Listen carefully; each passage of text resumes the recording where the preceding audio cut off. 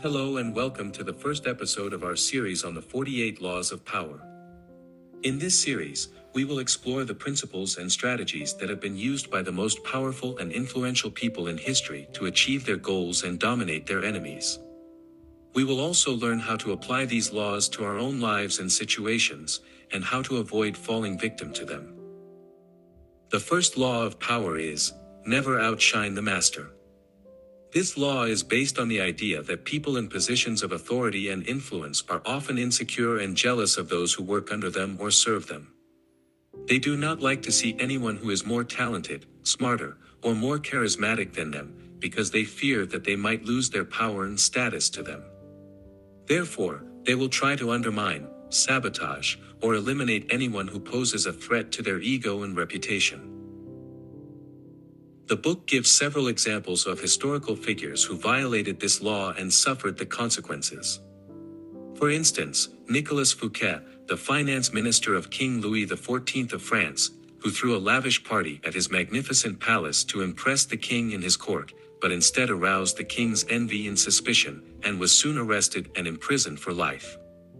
Or Galileo Galilei, the brilliant astronomer who discovered the heliocentric model of the solar system, but offended the Pope and the Catholic Church by contradicting their doctrine, and was forced to recant his findings and live under house arrest for the rest of his days. On the other hand, the book also gives examples of those who followed this law and benefited from it. For example, Michelangelo, the renowned artist who was commissioned by Pope Julius II to paint the ceiling of the Sistine Chapel, but deliberately made his work less impressive and more humble than his usual style, to avoid offending the Pope's vanity and anger.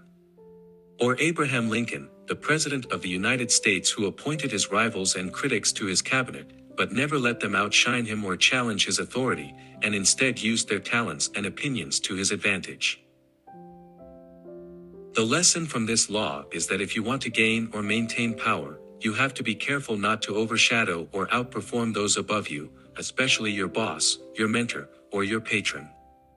You have to make them feel superior and comfortable in your presence, and show them respect and admiration. You have to hide or downplay your own abilities and achievements, and let them take the credit for your work.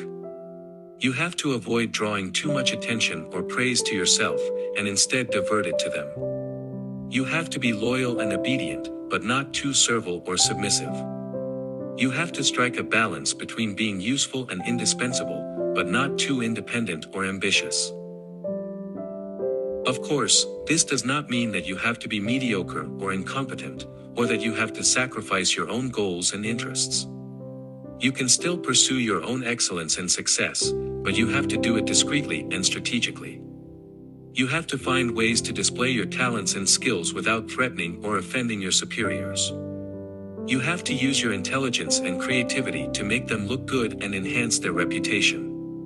You have to find allies and supporters who can help you advance and protect you from harm. You have to know when to speak and when to be silent, when to act and when to wait, when to challenge and when to conform. By following this law, you will be able to win the favor and trust of those above you, and gain access to their resources and opportunities.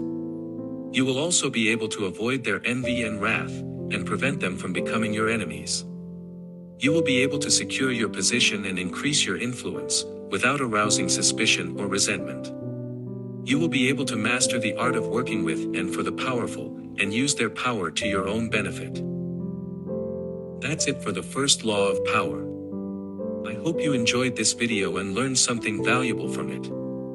If you did, please give it a thumbs up and subscribe to our channel for more videos on the 48 Laws of Power. And don't forget to share your thoughts and questions in the comments section below. Thank you for watching, and see you in the next episode.